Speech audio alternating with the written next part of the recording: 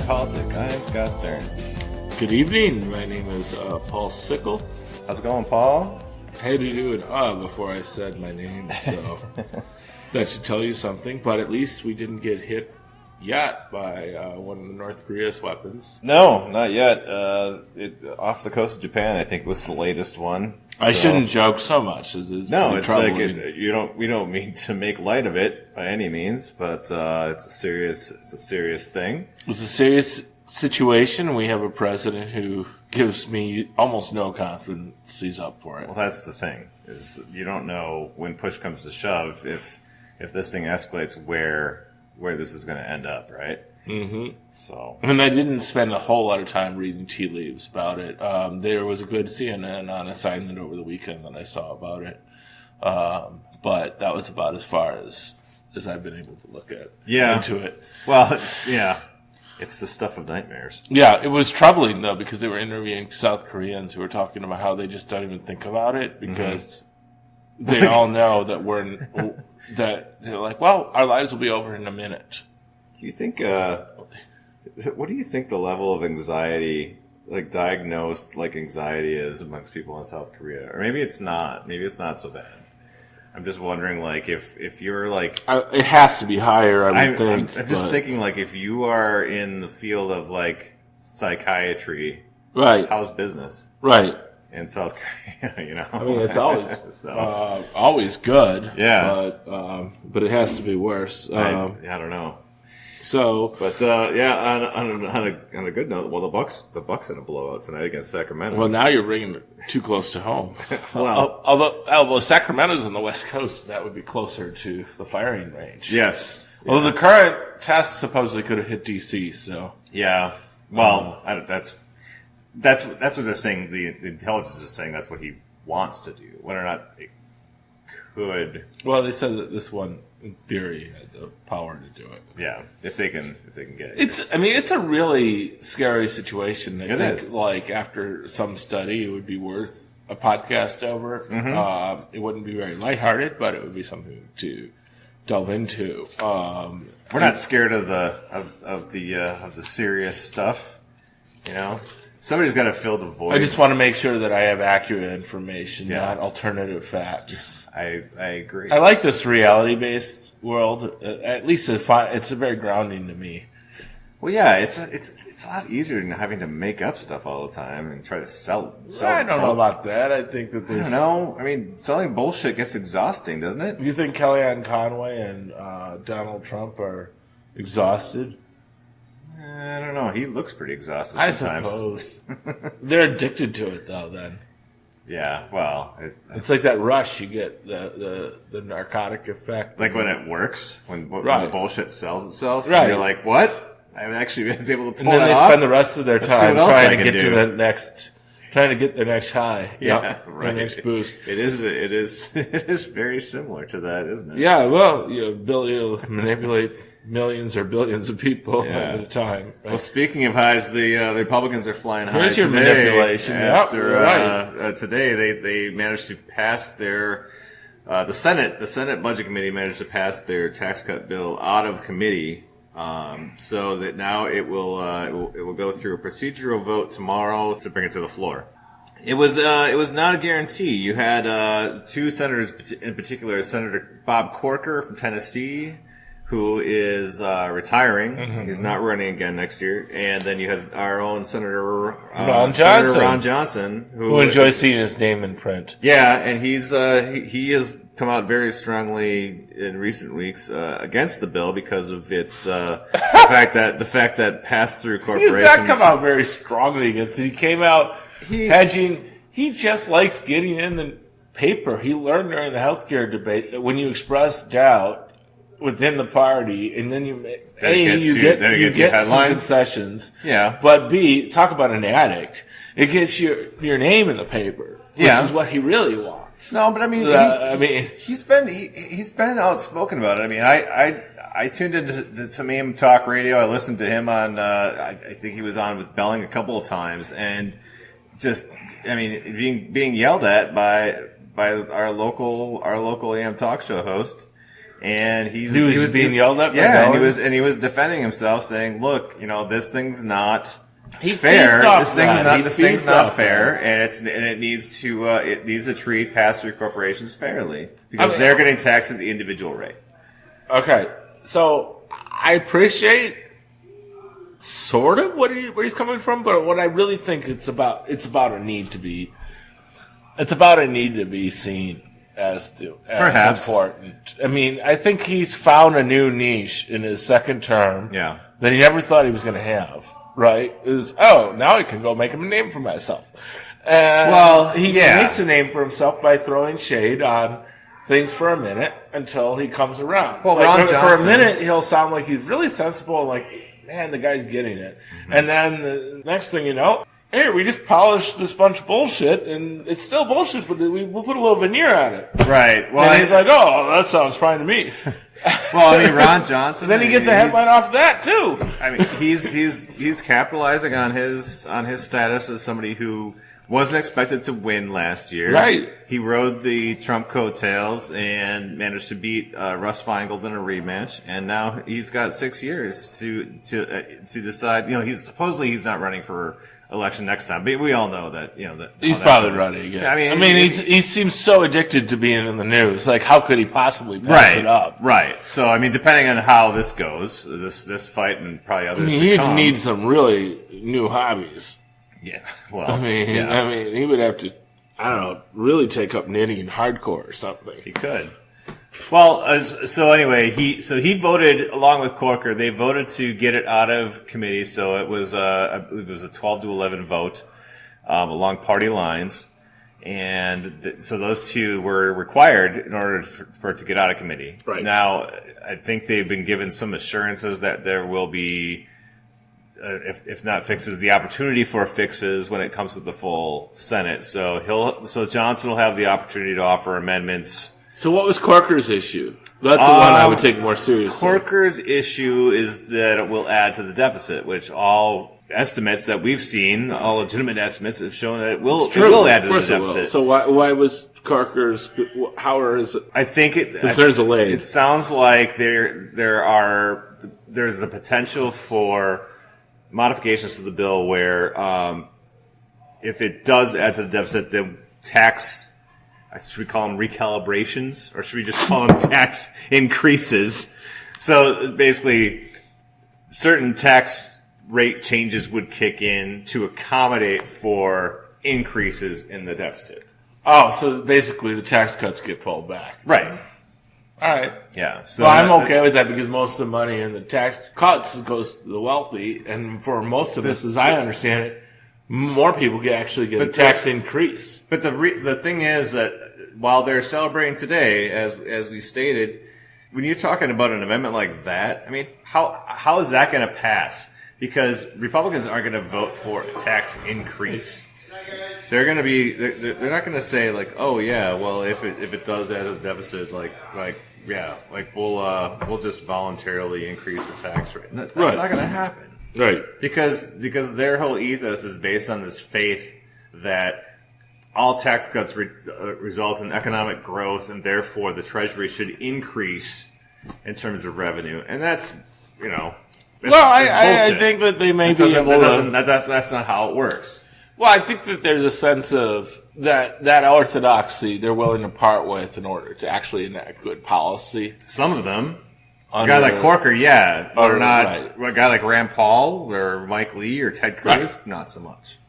But if they want you really think that moving it toward a deficit neutral thing where like the tax rates go back up because the deficit goes up, you really think that's going to cost Rand Paul his vote? It kind of depends on the interest because the Koch brothers, the Heritage Foundation, I mean, what are those guys going to say about passing something like that? If they come down hard on that, and if the choice is that or no bill whatsoever, what the hell are they going to do? That's what it comes down to. Is like how much does it mean to them to get a victory at this point? Because they've had none. Their only victory really this year has been getting Neil Gorsuch on the Supreme Court. So they got it through the committee, and they're optimistic they can get it through the whole Senate, right? Well, sure. And they're partying it up tonight. And that means that some of their senators who haven't been voting with them recently, like Susan Collins, John McCain, potentially Lisa Murkowski, Jeff Flake, and Lamar Alexander, and Steve Daines did vote for their health care bill, but they may be not so willing to do this, potentially, especially like Flake, because he's in this last Hurrah caucus. Right. He's part of the last Hurrah caucus, which is this group that 538 defined as like the 4 senators who aren't running again, or in McCain's case, will probably die before he could run again, and therefore, or will need to retire at the very least. Who they don't give a shit anymore if they're offending the Republican president. So they're in the last Hurrah caucus, basically. True. Well, yeah, and you mentioned Steve Daines. I mean, Steve Daines out of Montana. Was he in the last Hurrah? No, I don't think so. No, he came out hard against the bill because he saw that it was favoring corporations over individuals when it came down to, repealing, the ability of people to deduct their local income or property taxes and that kind of stuff. So he didn't think it was fair to the average person. So that's where he comes down. Now, Susan Collins apparently has been given assurances that that Trump is coming out in support of the compromise legislation, the Alexander with Patty Murray, Patty Murray the Democrat Patty Murray and the Republican Lamar Alexander, right? To fix the problems in the healthcare, the marketplace, right? The obvious problems, especially since Trump isn't willing to. Play ball. Right. So then Trump told them that actually he'll sign the bill if she'll vote for this tax cut. So apparently Collins is now potentially a yes on that. So then but they still, how does she know she gets it? Well, that's the trick, right? Because they want to vote on this thing by Friday. And then she said she'd go for that, but then she needs it before the reconciliation report comes out. Yeah, I don't see that happening. Which is, except that probably, or not reconciliation, I'm sorry, conference committee report. So when the House passes one bill, the Senate's already tweaked it. Right. So legally, you can't have a bill, you can't have 2 separate bills, even if there's only one word different passed in each House, and it can't become law. Yeah. So you have to iron that out. So the Senate potentially. So you have a conference committee to iron it out. The Senate potentially will pass this thing by Friday. And then, the House passed their own bill last month, and clearly the Senate bill does have differences from the House. They'll have to hammer that out, and then the House could just accept the Senate bill and vote on it, and then it's done. It goes to the president's desk, and then it can be signed, and then the game over. But chances are it'll probably end up in Congress committee. Right. But it's a messier process. There's more potential for defections given that the Senate margin is. So Collins is saying, pass my health care fix before I vote on the conference report. Assuming they do the conference report. I don't know that she's been given assurances of the order of operations. Well, that's what she said she wants. Well, we'll see. If I were her, I would kind of require that. Before I would give up my vote, I'd be like, okay, well, put up or shut up. I'm not going to just take you at your word. But the thought I hadn't considered just now was the end around, which is just say, fuck it, the House pass, do an end around the conference committee, just have the House pass whatever the Senate just passed.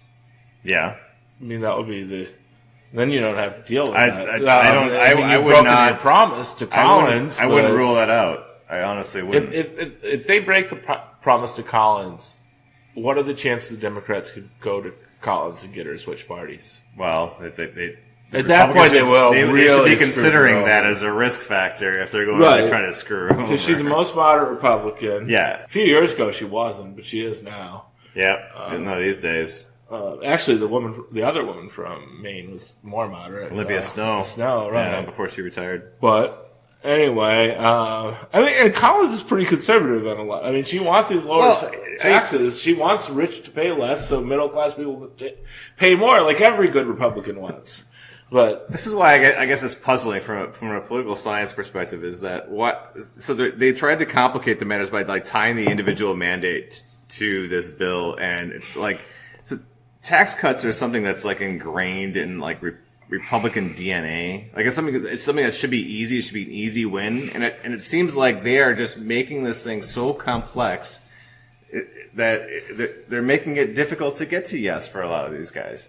It should be an easy win. That they have a president that clearly lost the popular vote, much more so than like they had with Bush years before, when that was much closer election. Yeah, right. He lost the popular vote. He hasn't really gained any friends since he's been in office. He's lost support. Yeah. So I think that there's just lack of, like, it's like they don't believe in, the team doesn't believe in their quarterback. Right. So it's just kind of like he's the only guy that's there. Right. And the guy on the bench is not any better. Right. So that's the team, whatever. The team doesn't, so they're not, the team can't play well together. Yeah. Because of it. So let's put it this way. Brett Hundley is doing a better job as quarterback of the Packers than Donald Trump's doing as president of the United States. I like that analogy. By far. Yeah. Like, one's doing a passable, if not great job. Yes. One's doing a horrendous job. Yeah. For sure. So what else? Even according to his own party. Yeah. So what else we got? The other thing was we had the sting operations. I find it funny. It's funny. So the James O'Keefe, Project Veritas. The Washington Post. He tried to go after the Washington Post. Sent an operative in to try to get a reporter on tape saying, I want to sink Roy Moore, and just extract some damaging quotes. Obviously, it would end up all over the 24-hour news media. Didn't happen because the person that she ended up interviewing with was a solid reporter and actually asked these scrutinizing questions. Made sure that her story added up. Right. Did the background checks, did the due diligence. Like none of those things are to do, right? So and then they Googled her name and found a GoFundMe page to move to New York to fight the mainstream media with a conservative site, a conservative website. Yeah. Well, they put two and two together and did reporting. Yeah, they did the basic research that anybody running a high school paper honestly could have done. Not that I'm trying to take credit away from the Washington Post, not at all. But you can't take for O'Keefe granted. People didn't do that great of a job with their subterfuge, if you ask me. No. So it blew up in their face, and the Washington Post had a good story to run about what a crap job they did trying to extract this damaging video from their staff. We might want to do this is more inside baseball again, but we might want to dig into this next week or the week after. Yeah. But apparently, a bunch of Republicans are pissed, or in the conservative news outlets, they're pissed with O'Keefe. They think it was sloppy. Mm-hmm. That goes without saying. O'Keefe is he's a college grad, whatever. He's just like some guy, he's obviously sort of smart. Yeah. But he's at best sloppy. He's been doing this for more than 10 years, too. Right. And he keeps getting busted in these stupid operations. And there's talk that he won't be able to get as much funding. I mean, he had his income up to $300,000 a year. Mm-hmm. They're dependent on right-wing wingers funding him. Yeah. And the question is, will they say, some of these right-wingers, they have so much fucking money, they don't know what to do with. Right. So they just throw it at whatever asshole. See what sticks. But eventually either A, somebody else will be like, I can do what O'Keefe's doing and better. Right. So give me that money. Mm-hmm. Or B, these people will get impatient and say, we're not willing to good man after bad. Throw our good money after your lousy research, period. And so I guess I wonder if that's, I guess I'm getting into the weeds already, but I'm wondering if anybody's heard any whispers about that. I saw I saw several grumblings, on the National Review, which is a right-wing site, right-wing magazine, historic magazine, very conservative.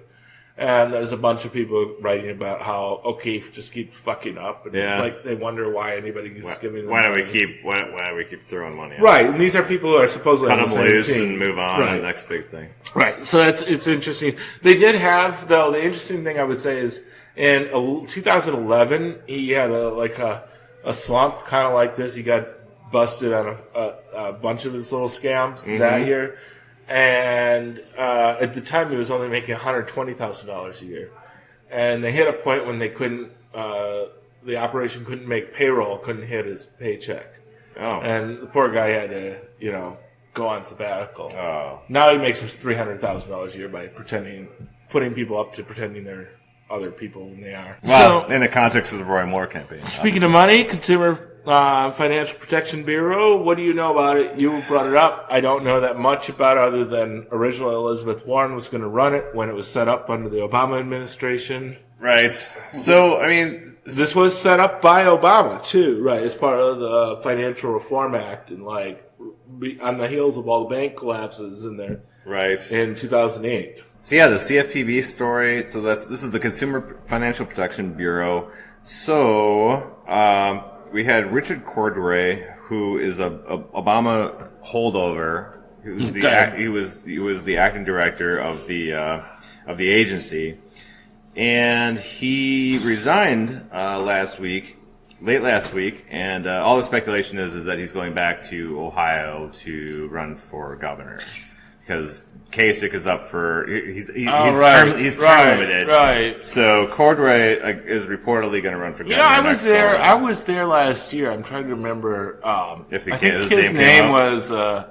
He was something there. Well, he was an attorney general, I believe. Okay, that was he was attorney general before he was. He went to DC to work for CFPB. Got it. So anyway, he resigned, and his chief of staff. He was the Obama holdover at the CFPB. Right. So he appointed Leandra English, who was his chief of staff. He appointed her the deputy director. Oh, Cordray did. Yes. Before he left for Ohio. Because the law states that the director can. Basically the deputy director then becomes the acting director if there is a vacancy at the director space. So anyway, he appoints her deputy director, so therefore she becomes acting director upon his resignation. Right. But upon being notified of this, Trump appoints Mick Mulvaney, who is currently overseeing the Office of Management and Budget for the White House. He appoints him on Friday. It would be awful at it. Consumer does not belong protecting. No, he's come out in the past and said this agency is terrible, it shouldn't exist.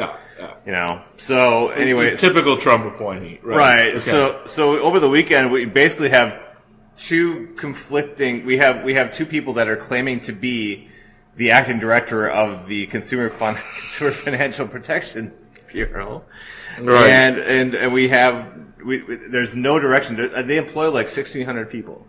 So you're going into work on Monday. You're like, I don't know who I answer to. I'm getting emails from two different bosses. Unfortunately, the courts answered the question. They did. Against I blame the donuts that Mick Mulvaney came in yesterday, and he fed the whole staff. So I think that's what did it. That's what did it. Mulvaney fed them all donuts. No, actually, what did it was the Supreme Court. Or it went to the court in the federal court in DC, and it was Judge Timothy Kelly, who is a Trump appointee. Oh, naturally. Okay. And so he ruled today that the president was in the right. Didn't we know that was going to happen? Well, I don't know. I mean, he was actually. I don't think it was a given. I mean, Timothy Kelly apparently was. It was 98-2 in favor of his appointment. So he was kind of a consensus one? He was a consensus and nominee. So who lost her position? What was her name again? Leandra English is the deputy director. She remains the deputy director. It's just that she doesn't now become the So what's funny she doesn't move up a slot. The Republicans refused to hold a confirmation vote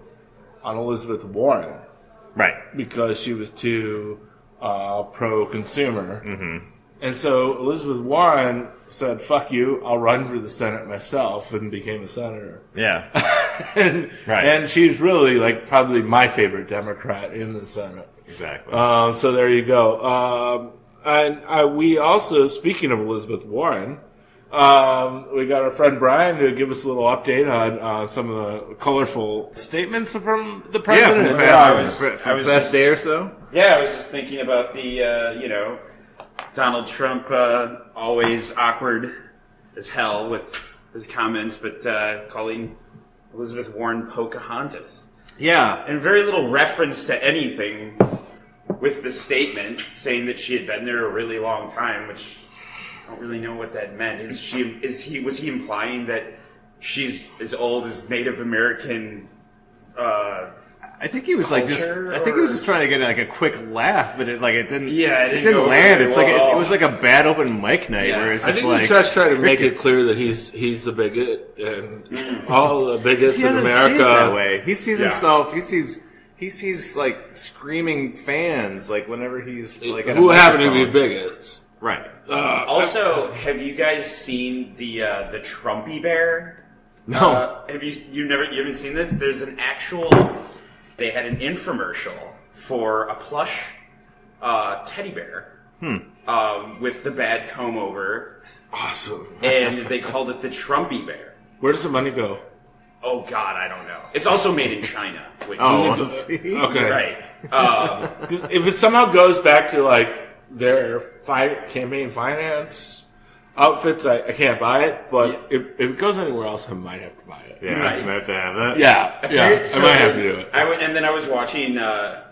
Yesterday I was watching like daytime TV, and it was Ellen DeGeneres, and she actually bought one. Oh yeah. Awesome. Yeah, she actually bought one, and it was really funny because she was like, "This is going to be the gift that everybody in the audience is going to get," and then everybody literally were like crickets, like. Right. Joke, what? Yeah. And she's like, oh, yeah, no, you guys don't want it. Just awkward clapping. Yeah, exactly. And she just chucks it. That's funny. Yeah. It was great. I want to see that. I do That's too. really funny. Yeah. We gotta do some checking on what that the is all Trumpy about. bear. The Trumpy bear. Well, with that, this was like an all-federal Badger politics. It was. We can return next week and discuss Wisconsin governor race we did. again. We covered the governor's race a good amount last week. I mean, we're up to a clean 10 now in it. But there's more there's more that have filed paperwork, but not.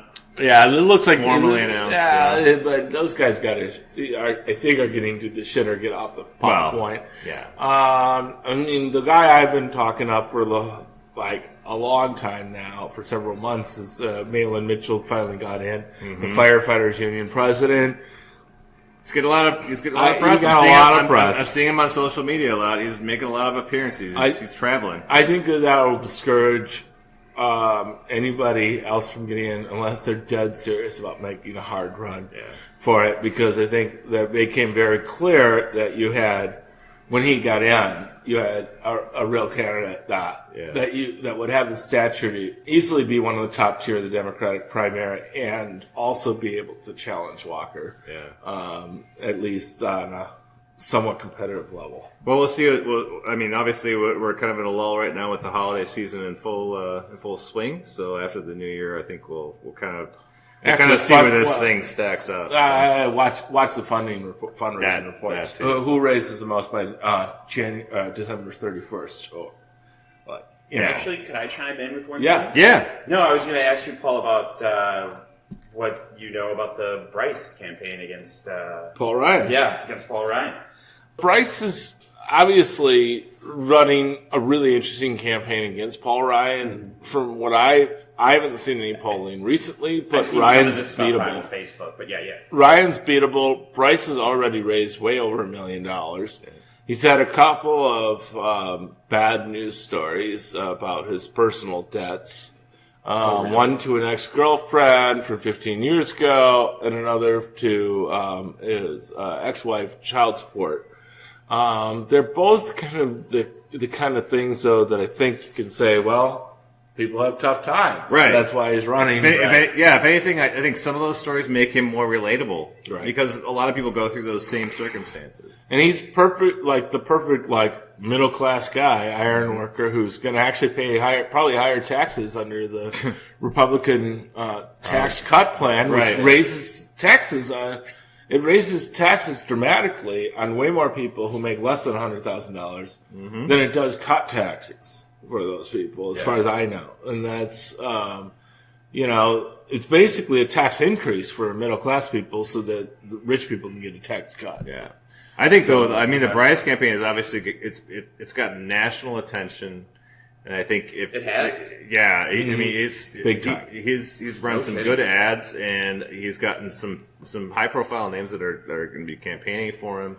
So I think it's going to be the most competitive election that Paul Ryan has had in a long time, ever, or except maybe the first time he got in. Well, probably before the gerrymandering occurred. I mean, back when the first district was more.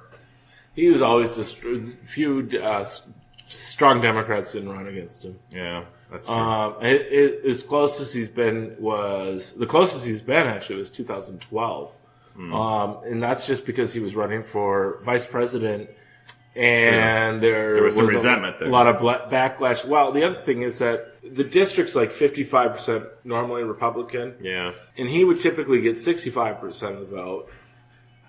Basically, all of those people, that 10% that are Democratic voters, voted against him that one year because he was running for vice president, and they recognized him as a real Republican because he was running with Mitt Romney. Yeah. And so all the people that went and voted for Obama were like, "Oh, fuck this! I'm not voting for Paul Ryan for Congress either." And so, but then his independence went out the window. Once he gets back to the level of running against just some average schmo and he can rise above the partisanship, then he's very electable. Yeah.